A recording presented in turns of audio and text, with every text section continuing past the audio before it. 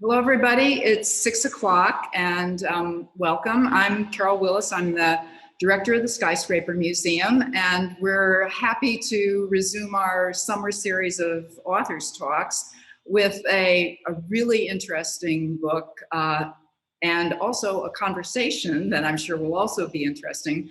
The book I'm holding up here, A Block in Time, about a block that happens to be in my neighborhood, 23rd and Fifth Avenue to 6th Avenue, from 23rd to 24th Street, as you can see in the cover of the book.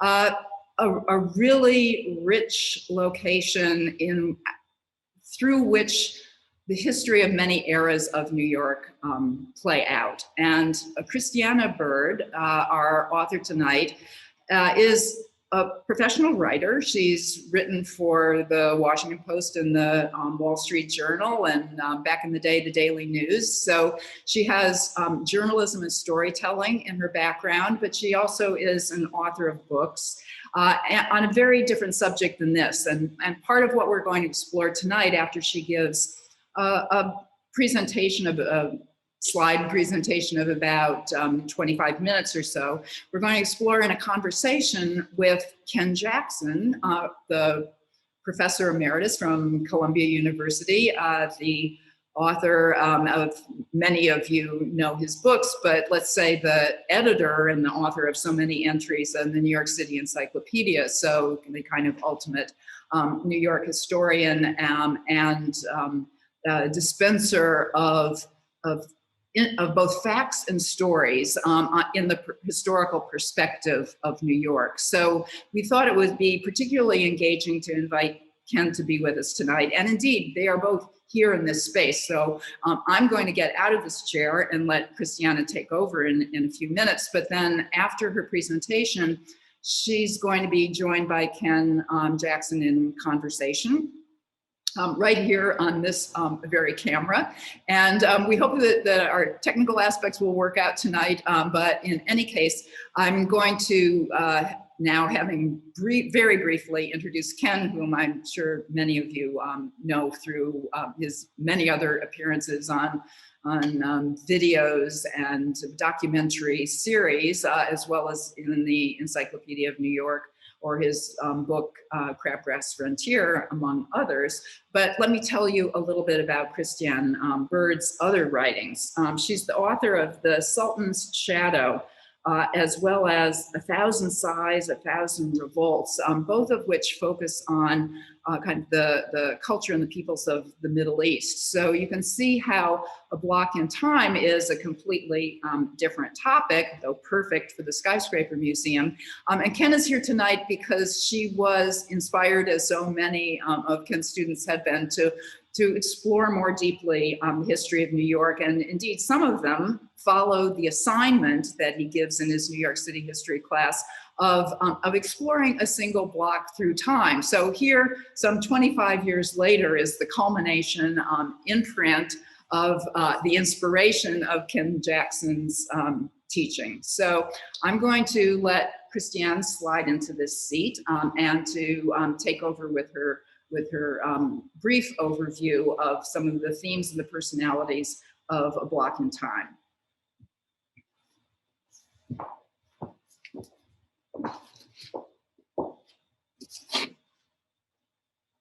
Thanks, Carol, and thanks so much for inviting me to be here. It's really a privilege and an honor to be here, and especially to have Ken Jackson join me in conversation about my book.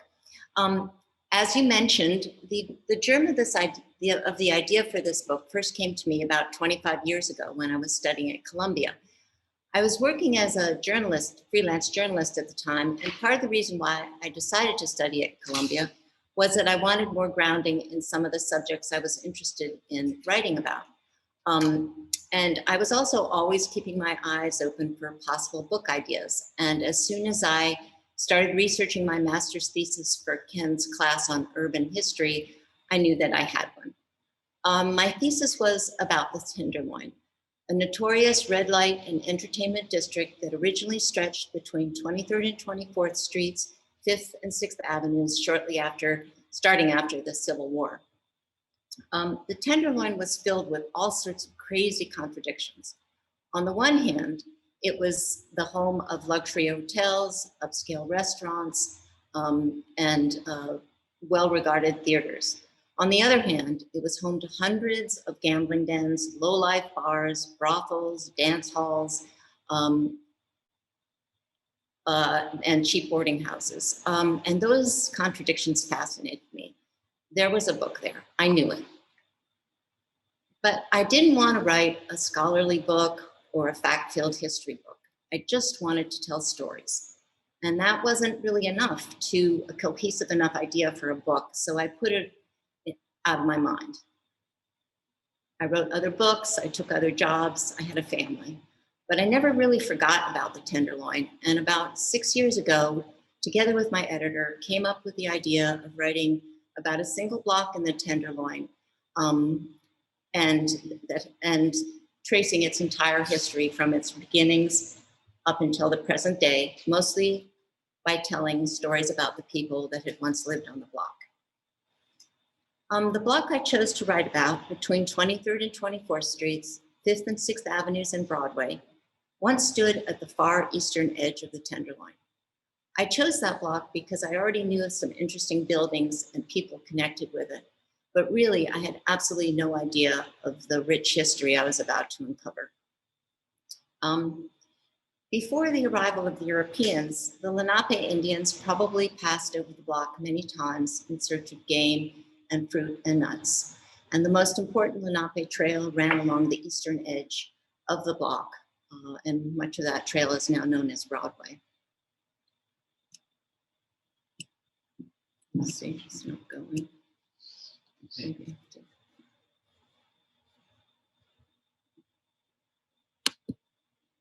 Now it's Okay.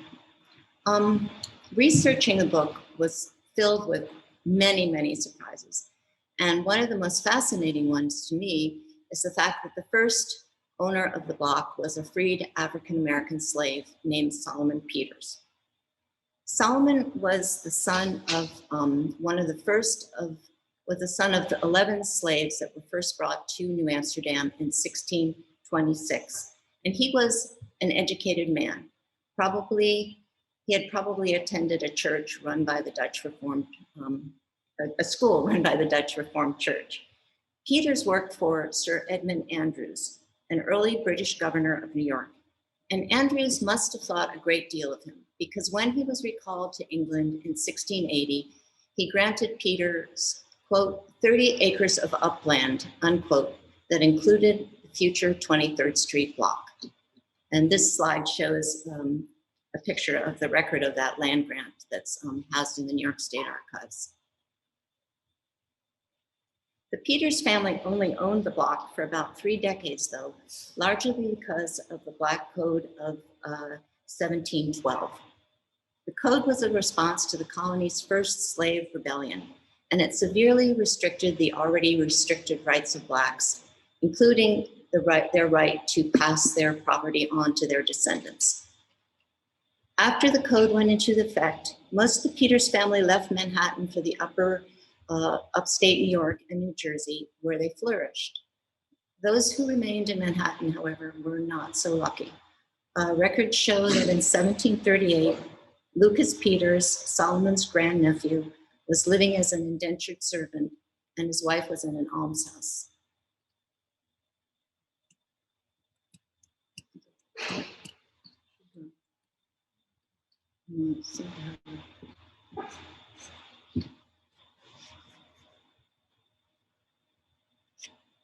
sorry.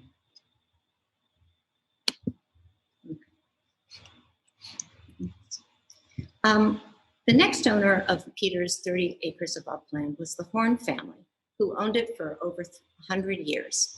The man who bought the property, John Horn, was a wheelwright, and by the time he moved uptown, Bloomingdale Road, now part of Broadway, had opened between 23rd Street and the Upper West Side, and stagecoaches and wagons were constantly passing by.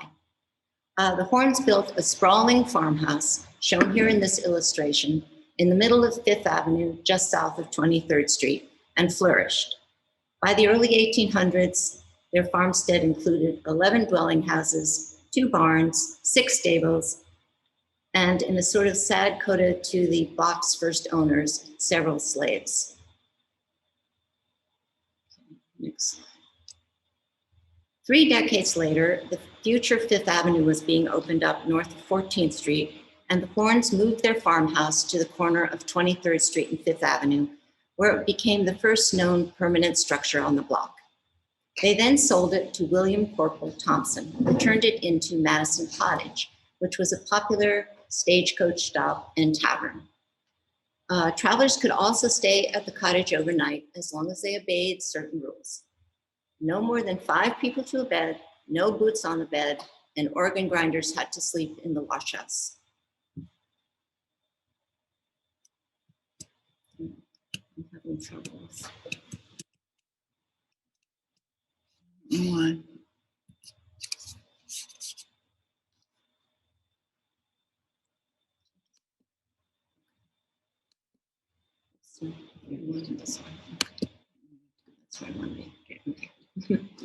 In the early 1850s, Madison Cottage was replaced by Franconi's Hippodrome, which was a combination circus and racetrack.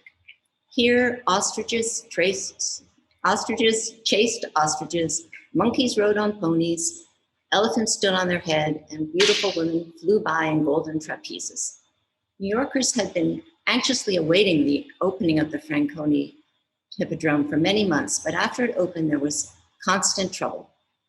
The press complained about its many prostitutes, gamblers, and rowdies, and people began whispering that the races were fixed. Then came tragedy. Dancing girl Miss Augusta Taylor was walking through the tunnel that the performers used to enter the arena. The tunnel was dark and dank, over 100 feet long and only 4.5 feet wide. It was lit by candles, and as she climbed the ladder at the tunnel's edge, her dress caught fire. She emerged screaming, and several gentlemen jumped down to plunge her into a fountain. But most of the audience stayed put, assuming it was part of the show. 1 week later, she was dead, and 1 year later, the Hippodrome closed.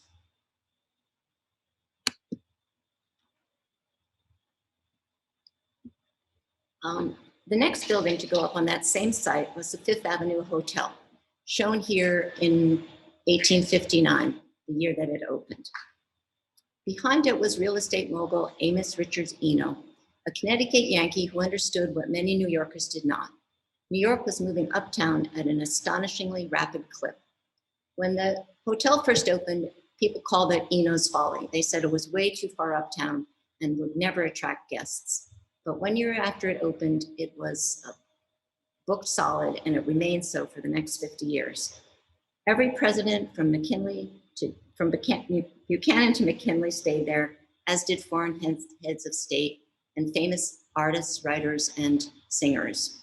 Reported King's Handbook of New York in 1892, no other single hotel in the world has ever entertained so many distinguished people as has been received at the Fifth Avenue. It is a sort of clearinghouse for the city, the nation, and the world.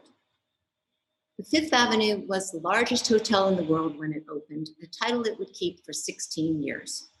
It rose 6 stories, occupied 16 lots, and could accommodate over 800 guests in 500 rooms, many with private bathrooms, which was then regarded as a startling innovation. It was also the first hotel to feature elevators. 1 year after the Fifth Avenue opened, the Prince of Wales came to stay. He was the first British royal to visit the United States after the Revolution, and a crowd of 200,000, 1/4 of the city's population, was said to have lined Broadway as he traveled from New York Harbor to the hotel. And this slide shows a picture of the firemen's parade that was given him in his honor beneath the hotel's balcony. The Fifth Avenue was also known as a gathering place for speculators, including the flamboyant huckster James Fisk, who lived at the hotel before moving in with his paramour, Josie Mansfield, and several years later being killed by her lover. Thanks to the bull market that had developed during the Civil War, the stock market was operating at a feverish pitch, and gamblers flocked to the hotel to continue bartering after hours. Also, Gallagher's Evening Exchange was opened up adjoining the hotel on the 24th Street side of the block. And here the gambling continued all through the night. After Gallagher's closed, the building housed a series of theaters, including the Madison Square Theater, which is shown here. The Madison Square was said to have introduced the country's first folding chairs, and in the 1880s had an early air conditioning system that involved circulating air over blocks of ice.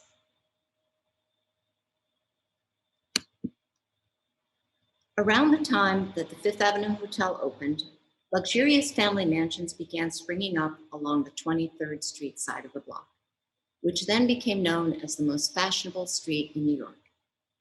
Among its residents were William and Ann Schermerhorn, wealthy society folk who built this mansion at 4951 West 23rd Street.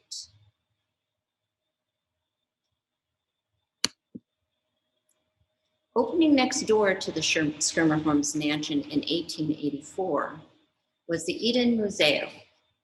And it probably, the Schermerhorns were probably horrified when they found out what it was, because it was a part wax museum, part music hall that became famous for its gruesome exhibits of wax figures being tortured and executed, and also for its 10-foot-tall automaton named Ajib.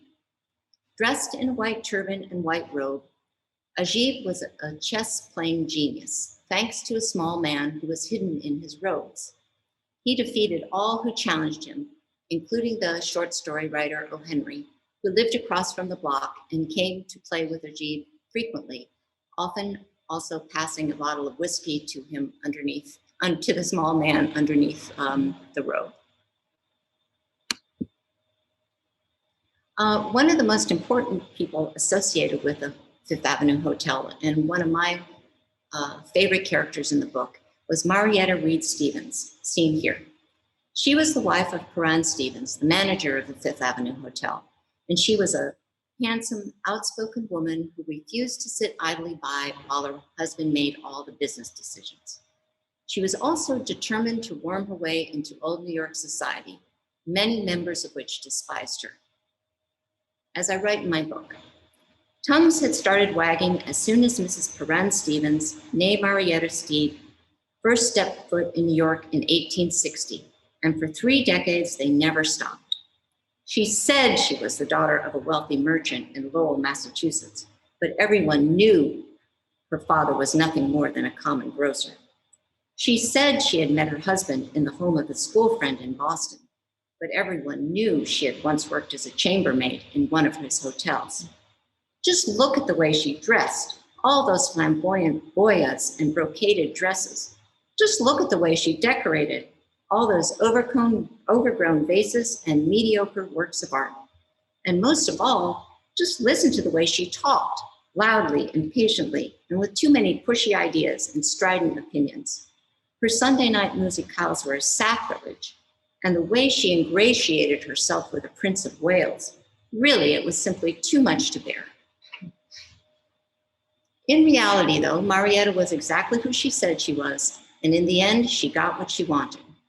Her daughter, Minnie, married a British aristocrat who was a good friend of the Prince of Wales, and in the last decades of her life, Marietta was welcomed by most of New York society.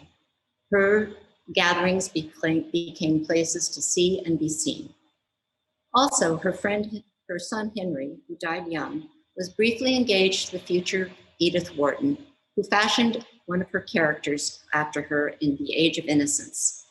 The character was Mrs. Lemuel Struthers, and in the novel, Mrs. Struthers is the wealthy widow of a husband who made a fortune in the shoe polish business, and rumor has it that he once used her as a model for one of his advertisements. Many of the other women connected with the block were not as fortunate as Marietta. Starting after the Civil War, the block became known for its many streetwalkers. Especially large numbers would gather near the corner of Fifth Avenue and Broadway and 24th Street, and along 6th Avenue north of 23rd Street. Those on the Fifth Avenue side tended to be young, pretty, and well-dressed. Those on the 6th Avenue side tended to be older, not quite so pretty, and not as well-dressed. The difference between the women was one of class and age. Many on the Fifth Avenue side were occasional prostitutes, out to supplement the wages they earned as shop girls, factory workers, and domestics. They often prostituted themselves for a few years only, before going on to marry, have children, and work ordinary lives.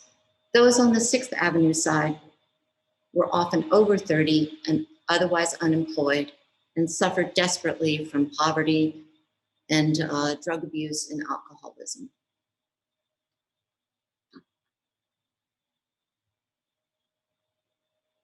In fact, one of the most fascinating things to me about the block was the contrast between its Fifth Avenue and 6th Avenue sides, which seemed to mirror the contrasts in the Tenderloin itself. The Fifth Avenue side was all about hope, money, power, the ego. The 6th Avenue side was all about rage, desperation, poverty, the id. The Fifth Avenue side, which faces Madison Square Park, was also filled with light, while for 60 years, starting in 1878, the 6th Avenue side was filled with shadow. The hulking 6th Avenue elevated, crouched over all aspects of life there. And here is a picture of the elevated, taken a little bit north of the block with Herald Square in the left-hand corner. Standing on the 6th Avenue side was the St. Omar Hotel, a sort of counterpart to the Fifth Avenue Hotel. The St. Omar was originally built for middle-class clientele, and it was frequented at first by athletes competing in Madison Square Garden, which was then situated in Madison Square Park. One of the most famous of those athletes was Frank Hart, shown here, an African-American superstar in pedestrianism, or long-distance running and walking, then easily the most popular sport in America, much more popular than baseball. At one event in Madison Square Garden, Hart collected about $25,000, which would be the equivalent of about $450,000 today. As the years went by, though, the St. Omar fell into disrepute, as did the 24th Street side of the block. That side of the block had been home to respectable, well-regarded brownstones, frequented and lived in by many upper middle class bachelors, including the famed Shakespearean actor Edwin Booth. By the 1890s, though, many of its buildings had become houses of prostitution, and one around 1900 became the love nest of the famed architect and man about town, Stanford White. He invited 16-year-old Evelyn Nesbit to take a ride on his red velvet swing, and then seduced and raped her. That story is well known, so I won't go into it, but here's a picture of Nesbit, one of the most famous ones. She was photographed by many, many photographers and depicted by many artists of her day. In the early 20th century, the character of the 23rd Street block changed once again. Manhattan had moved ever further uptown, and the Madison Square area was being left behind. Most of the block's 2- and 3-story buildings had been or were in the process of being torn down to be replaced by office and loft buildings, like this beautiful one shown here, newly restored at 61 West 23rd Street. Among the building's first tenants were furniture stores. For a period, the block was known as the city's furniture district, followed by china and glass wholesalers, and then garment factories. A new Masonic Temple also went up on the corner of 23rd Street and 6th Avenue. The Masons had built their first temple, shown here, in 1870 on this same site, but after it was damaged by fire, replaced it with this building. Today, the Masons rent out this building to office tenants and conduct their many secret society ceremonies in the second building on 24th Street. The two buildings are connected in back, and in the 1980s, the Masons bought and tore down the few small buildings between their two impressive ones, and today they own the entire Sixth Avenue side of the block. The Fifth Avenue Hotel was also torn down in the early 1900s and replaced by the Fifth Avenue building, today better known as 200 Fifth Avenue. During World War I, the building housed at least a dozen war relief organizations, and from the 1960s through the early 2000s, it was home to hundreds of toy companies. It housed a gigantic toy fair every year that attracted thousands of buyers from all over the world. The block fell on hard times in the 1970s and 1980s, when the city was in fiscal crisis and its homeless population exploded. Welfare hotels to house the homeless were set up, some just north of Madison Square Park, and one on the block itself in the St. Omar's Hotel, which was torn down shortly thereafter. The controversial photographer Robert Mapplethorpe also lived on the block in those years, in a loft at 35 West 23rd Street, before dying of AIDS in 1989. After that period, of course, the city rebounded, and today the block is thriving. Italy and the gigantic Lego store occupy the ground floor of 200 Fifth, and a new residential building has gone up on the lots that once housed the FAO Schwartz toy store and Stanford White's Love Nest. Construction on the building stopped when the pandemic began, as did everything on the block. But now it's finished with its two-bedroom apartments, selling in the neighborhood of $3.5 million. Working on this book, I was struck over and over again by how quickly things in the city change. New York is all about change, of course, but I had never realized before how sometimes that change occurs within just a few years. I was also struck by how unpredictable change in the city is. I was writing the last part of this book during the pandemic, something practically nobody predicted. And at that time, many people were predicting the end of New York. That hasn't happened, of course, at least not yet, and life on the block goes on. Thank you.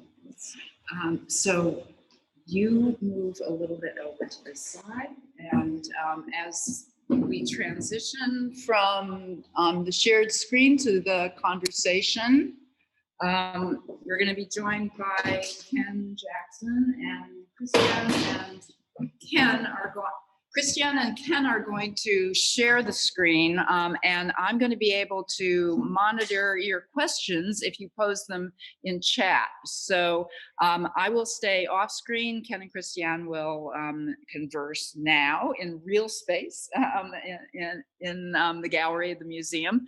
And we have almost 30 minutes. So if you have maybe your conversation for 10 or 15 minutes, and I'll, collect some questions. So please add your questions to chat now. So, okay, Ken, you want to take over?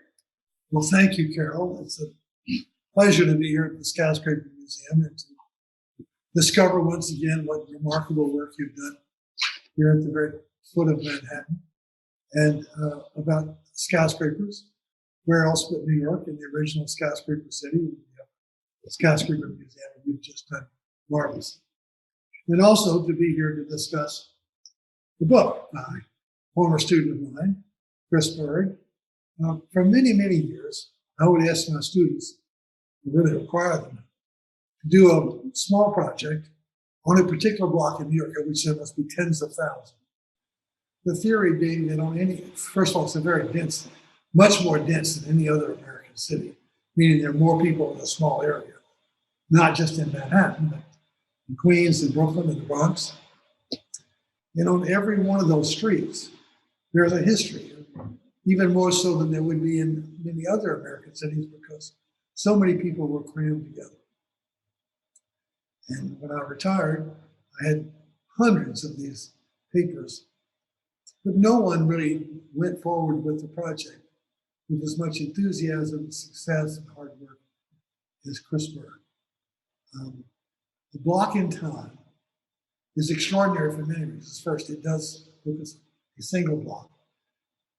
And one thing I wanted to ask Chris is what she thinks about that as a model. Some people wouldn't realize how much work it took to do this. Heavy research, as she said. You went back to the Lenape Indians, and all the way up to the pandemic. But we're talking 400 years, more or less. Where did you work? Where did you discover all this material, all this information? I was extraordinarily lucky, which I had no idea of the resources that were at my fingertips when I started. First of all, I found out about the first owner of the block because an early scholar, Henry Hoff, had written an article on the colonial Pieters family back in the 1960s. I think I found that in the African American Society's Journal, and then I also, of course, I visited the municipal archives, and there I found the names of some of the people that had lived on the block. And as soon as I had those names, those were really key to my book, because then I would look for those names in newspaper archives and searching through ProQuest and different data resources and find stories about them. And then too, I had the numbers, the street numbers of the different blocks. So I would also put those in the databases, and I was able to find articles that way. For example, I had known about the Hippodrome that had been covered in numerous blogs. That was another great initial resource for me. And but then there were all these wonderful details in the newspaper about the death of this dancing girl and the cost of all the animals, and also after the Hippodrome closed, the New York Times did a long article on who bought the animals, including one man who bought an elephant that he housed in his parlor because he knew where else to put it, and another man who bought a whole cage full of monkeys just because he wanted to entertain his guests. So there were a lot of rich resources out there once I got started. And then the modern era was really easy, and I'm surprised I didn't know about this when I started, but the block is actually part of the Ladies Mile Historic District. So I got a lot of the information on the more modern buildings through their report.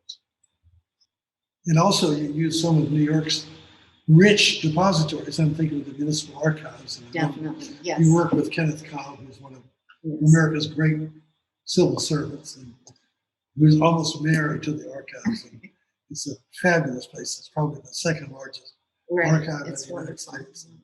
And then the New York Public Library. And the New York Public Library. But you know, one of the very fortunate things for me was that I didn't write this book 25 years ago, because if I had, I would have spent endless hours in the library, but now so much is available online. I was able to get all the contemporary travel logs and memoirs of people that lived in various eras who wrote and mentioned or wrote about the block through like the internet archives, and Columbia University has a lot of things online.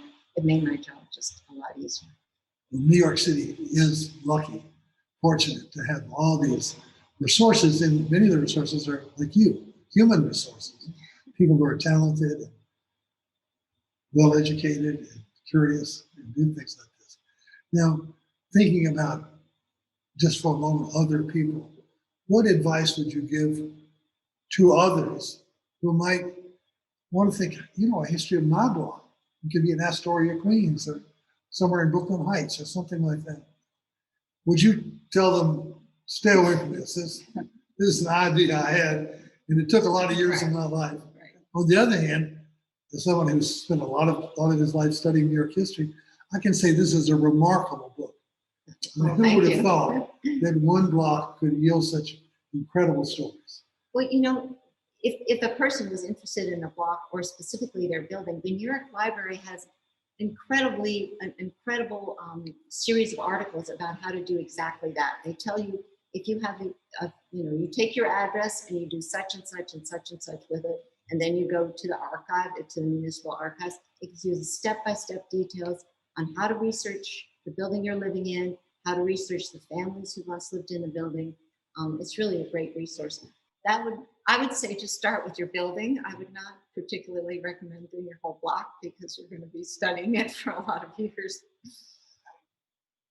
During your presentation, you did not mention what some would say is the most famous or infamous events on the block, which is the relationship between Stanford White and Evelyn Desmond. If this were our time, that would be criminal acts. I mean, this was a young woman who was only 16. Yes. When he seduced her, she was a young actress, whose mother was ambitious for her. Mm-hmm. Stanford White was married, Mm-hmm. but had quite a reputation of a ladies' man, a man about town. And he took a strong interest in Evelyn very early. Many people said it was obvious she was quite beautiful. But for the reader in the 21st century, when you think about people like Epstein and others, I think he got away with a lot, it seems to me, because Evelyn Nesbit was not his only conquest. But can you tell us a little bit about that event and what happened to the major figures involved? Well, actually, it was quite tragic for everybody, I think, really. I mean, obviously, for poor Evelyn Nesbit, she was 16, she lost her father. She was basically supporting the family. Her mother was sort of out of the picture. Her mother really wasn't paying attention to what was going on. And Evelyn was just swept off her feet. He was this powerful man who was, taking her places, wining and dining her, and seducing her.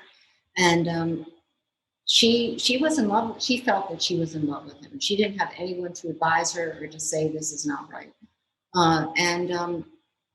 But then it was obvious that Stanford, he was not. His health was not good. He was married. It was obvious he wasn't going to leave his wife, and so another suitor came on the scene, Harry Thaw, who was a very wealthy industrialist from Pittsburgh, and he just wooed her with roses and took her to Europe with her mother, and just paid a lot of attention to her. She wasn't initially interested in him, but he pursued her, and he had a sad history of mental illness. He was very aggressive. He had a history of whipping people, and specifically one hotel clerk, male, he whipped him in the bathtub, and then he hushed up the affair by paying him a lot of money. But anyway, in the end, he was furious about the fact that Stanford White had once been Evelyn's lover, and after he married Evelyn, he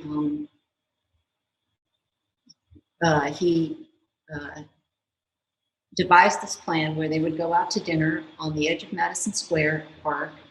And she told him about her relationship. Yes, he knew about the relationship. They had dinner at the edge of the park, and then they walked across the street to Madison Square Garden, which then had a wonderful restaurant and theater on one of its upper floors. And he was wearing a long coat, and it was extremely hot, so that seemed very strange to her. And in the middle of the performance, Stanford White appeared and sat down near the front.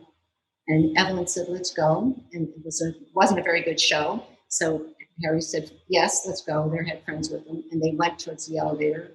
And as they were going, he parted company from the rest of them, and she didn't know where he was. And then she suddenly heard shots ring out, and he had shot Stanford White right there in the theater. So Stanford was out of the picture, and then Harry was put in what was then regarded as an insane asylum. And there were two very two sensational trials about what had happened, and he ended up being sent to another prison. He spent a fair amount of his life in there until his mother bailed him out with lots of money, and she just eked a living out of trying to be all sorts of different. She tried to run a tea house. She tried to get jobs as an entertainer, but she had a very difficult life after. Well, your blog obviously reveals many stories about New York. Mm-hmm. Sex is one of them, but there are other things, and I think of New York's transition, neighborhoods, ethnicity, how blacks Mhm. had an important presence on your block. Right. Over the decades and generations, the population turned over, but also the buildings themselves. And I'm thinking of the Fifth Avenue Hotel, and then that was followed the toy industry, New York, especially that corner on Fifth Avenue between 23rd and 24th, was in a way the headquarters of the wholesale toy trade in the United States. Right. And then that gave way later, another typical thing, to something called Italy, Right. which younger people will know in New York as a gourmet shopping area about Italian stuff especially, but it's become a tourist thing. And so in a sense, that evolution of New York, well, Hippodrome, I mean, so it has it all along.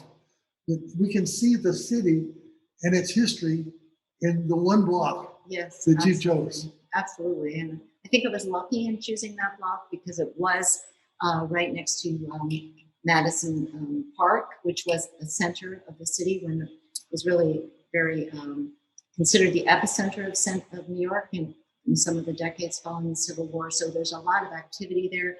And also at that same time, society's mores were changing and women were going out and doing things that they'd never done before. And there was just a whole shift in the whole society. And New York was becoming a financial center. And so there was a lot of change happening in New York itself right around the time that the Fifth Avenue Hotel and Madison Square were so important.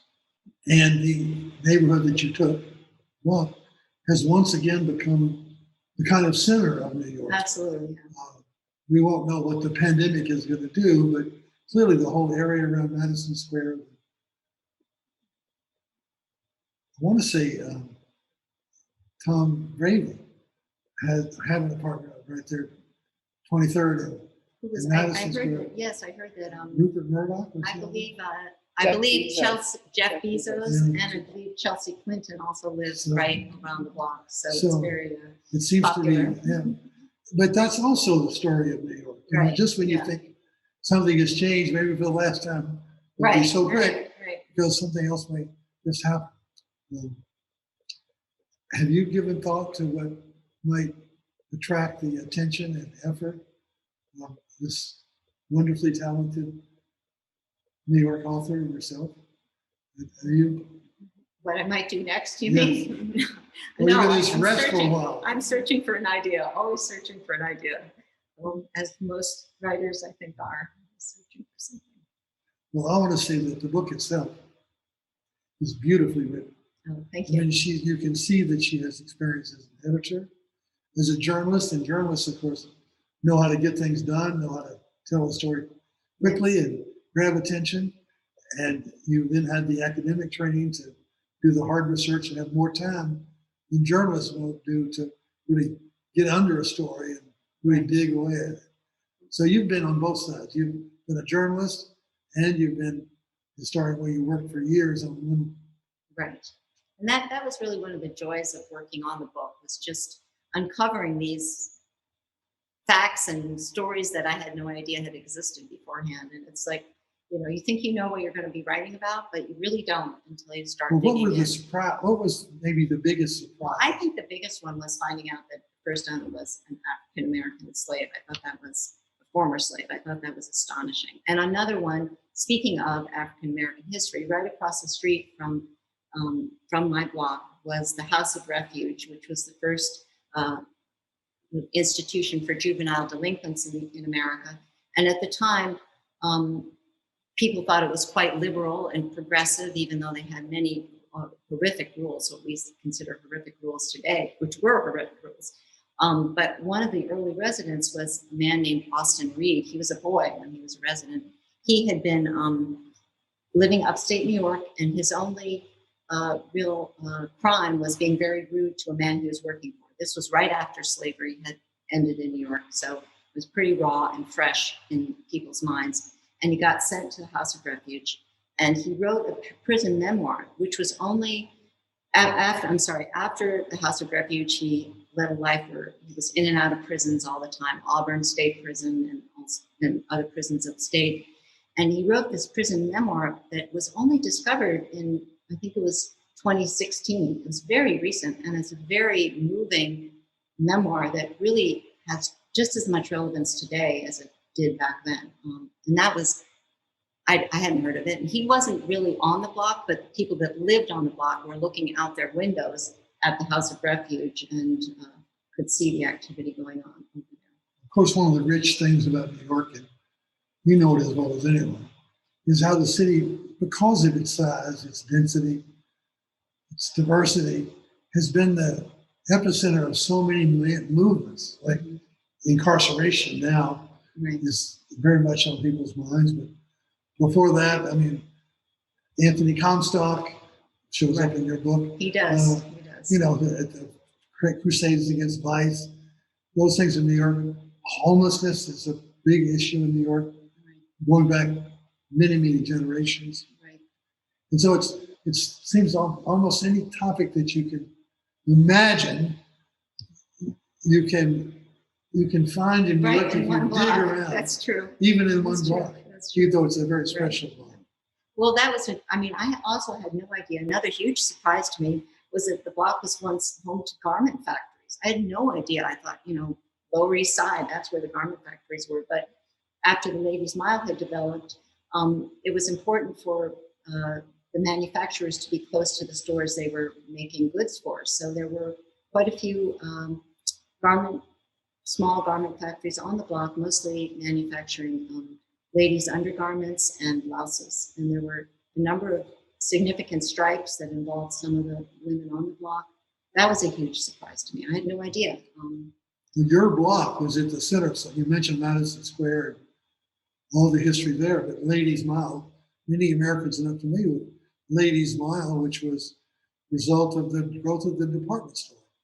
And where but in New York, along 6th Avenue, mostly between 14th and 23rd and Broadway, also along Broadway, these giant department stores that would be big even today, because we're now moving into another town.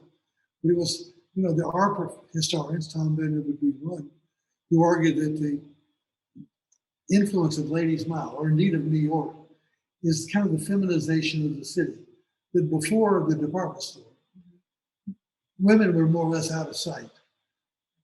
But with the department store, not only it was about women. That's who they were for. I mean, you go to any big store today, and 3/4 of it's about women, not men.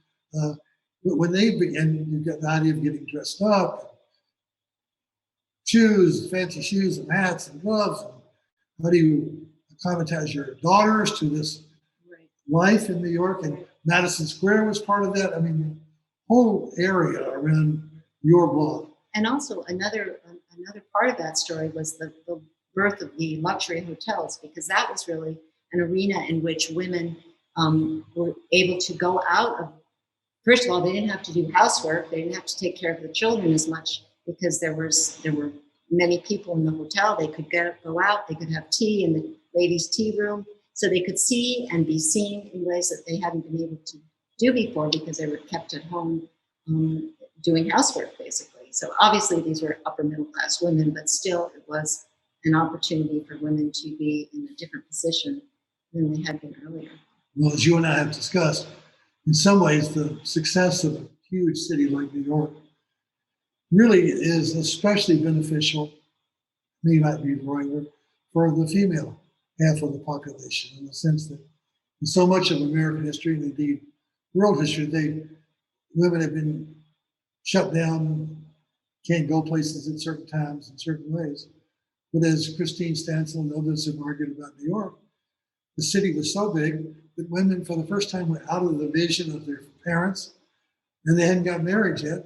Right. So places like the Bowery were wonderful places for women to find freedom. And I think, this is my opinion, but I think you probably and others share it, one of the attractions of a great city is the opportunity it offers to expand your boundaries, whether it's entertainment or whether it's shopping or just seeing the world. In a place like New York, you can see it. and you can just see it on the street.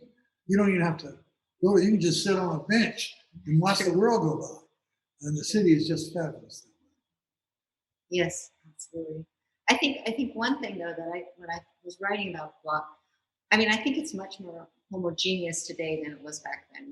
When I read about, you know, the con men hiding in the gamblers and people ready to take what they could from you, next door to the very high society men and women who had their debutante balls there and had their children marry there. I mean, there was this, the rich and the poor were really rubbing shoulders, and the criminal element were rubbing shoulders with the powerful. And I think, you know, that's not here. And in a sense, your block again picks up a little bit of that. Mm-hmm.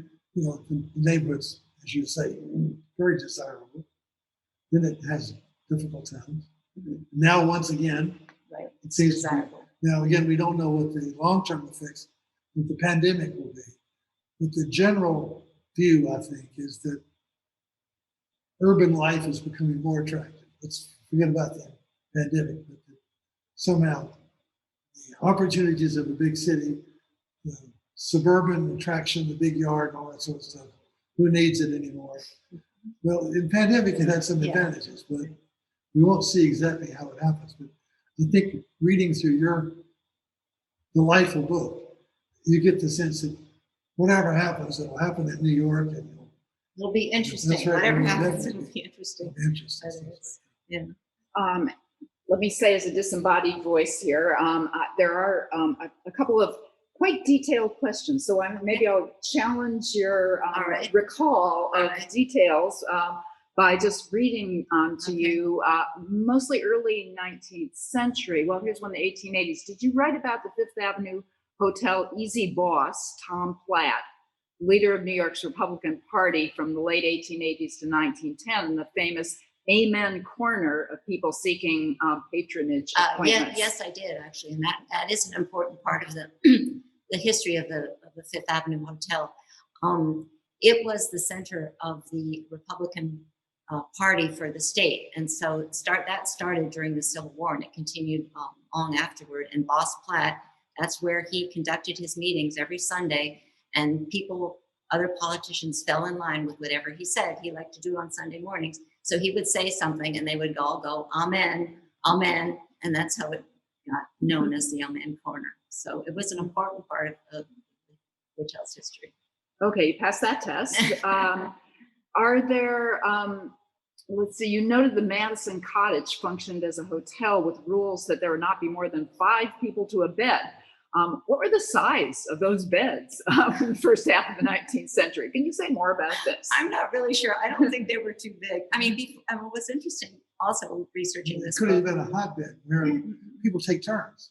You rent a bed, but only for 6 hours. Yeah, that could be. That could be. And I was interested to learn that before the rise of the hotel was a relatively new invention. Before that, that's what they stayed in. They stayed in taverns and inns where. In Europe and in here, the hotel was actually an American invention. And people were all crowded together, and you had to share the sheets, and who knows when they'd been washed. And when the first luxury hotels started opening up, they were regarded as a wonder. The first one in the United States, the first grand one was one in Boston called the Tremont Hotel. And people came from miles and miles around to see it. It was the first hotel with a lobby. It actually had, they were astonished that the rooms had their own supply bars of soap. Each room had their own soap, that there were locks on the doors. People were amazed by that. And they didn't, there's only running water on the first floor because there weren't pipes yet to bring the water up to the upper floors. And also the hotel was lit by gas, but they didn't put any gas lights in the hotel rooms because they thought people were too unsophisticated to know that they had to turn them off when they went to sleep, turn the gas off before they went to sleep. So the luxury hotel was just every city in the country wanted a luxury hotel after the Tremont Hotel opened in Boston, and they were cities within cities. The Fifth Avenue Hotel had everything in it, from a barber shop to a stock exchange room to newspaper stands, of course, and all sorts of gathering rooms. they were considered fantastic ideas, fantastic areas. Palaces of the people is what they were dubbed. Mhm. And there's a great book by A.J. Sandoval Strauss on Yeah. the American Hotel, Yeah. where one goes Yeah. goes deeply into these There's also a book, examples. The Birth of a Salesman, which is about the growth of traveling salesmen and hotels. Okay. Here's one last question before one that I have that Okay. I'll ask. Are there other researchers who have written the histories of New York City from the block or street? The only other one this writer can think of is Bill Easterly's Green Street Project. I don't know if you're familiar with that. I'm not familiar with that, but I know that I'm not sure I got her name 100% correct, but Ada Calhoun, who just recently has another book out dealing with her father, who is a major art critic. But she wrote a book on St. Mark's Place that very much traces the history of that street, not so much the entire block, but the street. Mm-hmm. So that's the one I'm most familiar with. Mm-hmm. And so I'll mention the fact that I didn't know that I found so illuminating and delightful was about the guy who moved houses. Yes. That was in order amazing. to, because there's a whole Yes. chapter on John Randall Right. and platting the Right. block. So maybe you could Well, say that was something about amazing that. to me too, because I'd never thought about that before. Because of course, once they laid out the grid, there were houses that were in the middle of future streets and avenues. What was to be done with them? But I read an article in the I think it was the folklore, New York State Folklore magazine. Somebody had written an article about this man named Simeon Brown, who apparently moved 900 houses during the 1820s and 1830s. And he had developed his own system of pulleys and logs. And he also developed a system of moving brick buildings, which was much more difficult, of course, than wooden buildings. And apparently, not a single window ever cracked when he moved the houses. In fact, when he moved his first brick building, one of the first, which was a church, he invited the congregation to come and be in the church when he moved the building, which they did, and it was a success. And he moved it. Well, maybe if I come onto the screen now to conclude the session and thank everybody for joining us today. This has really been a lot of fun and fascinating to hear all of the stories that you uncovered. So I also really recommend the book for, especially for these kind of obvious questions that I haven't asked yet. You know, how did you get the houses out of the way once the grid plowed through on its straight line? So really from the natural island of the Lenape, the Mannahatta, that historians have retrieved and visualized for us digitally. This is through text, takes us through these many different decades of the growth of New York, from kind of landscape to real estate to urbanity, really, which is so concentrated on this block. So thank you, Christiane, and thank you, Ken, for being with us tonight to move the conversation forward and to dive deep into the block. So thanks everybody for being with us.